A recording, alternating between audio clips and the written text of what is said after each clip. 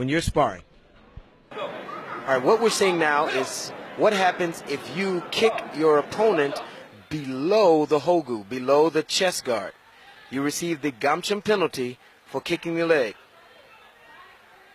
All right, you see the referee will motion with the hand down, indicating an attack to the lower extremity.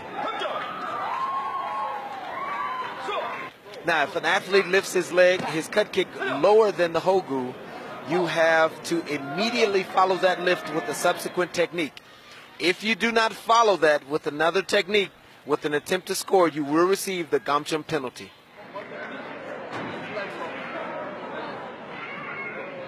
The red player attacked with a cut kick higher than the hogu, which is allowable. The blue player responded with a cut kick that was lower than the hogu, which, as we said, is not allowed, which is why he received the gamchum penalty. Again, which is signified with the crossed arms.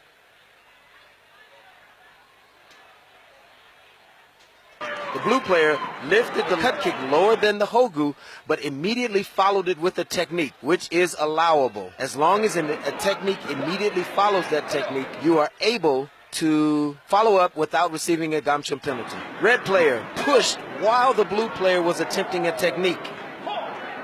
Because he pushed while the blue player was attempting the technique, he received the gamchum penalty for pushing, and the blue player did not receive the gamchum penalty for falling. In a clinch, the blue player pushed to create space. The red player fell. He received the gamchum penalty for falling. Again, he receives this gamchum penalty because he was not attempting a technique. Now, that varies when we get to the boundary.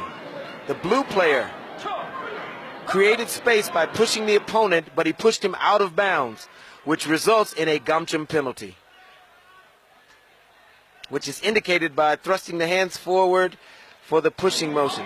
Red player does a back kick. Blue player counters with a cut kick to the butt, which is lower than the hogu or the chest guard. This results in the blue player receiving a gamchum penalty. Again, the referee signifies we're kicking low. Blue player lands a cut kick on the chest guard. The red player slides back out or is forced back out of bounds. The red player still receives the gamchum penalty for going outside of the boundary. That deduction is illustrated by the flipping of the hand.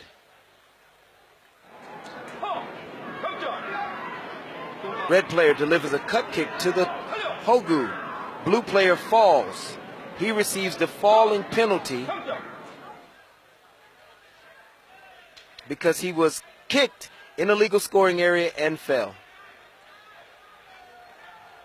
In a clinch, blue player delivers a hand technique to the face or to the head or anywhere above the collarbone.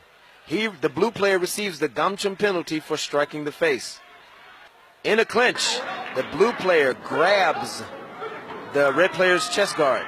He receives the gamchum penalty for grabbing. Blue player delivers a cut kick, which is a legal technique but attempts to kick a fallen opponent. And kicking a fallen opponent is a gamchum penalty.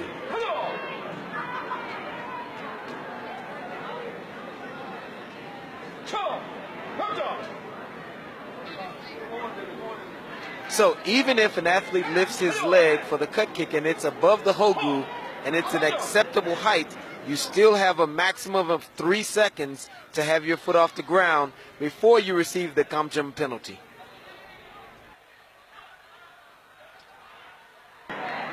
Blue player receives a gamchum penalty for avoiding the match, which is signified by the fists.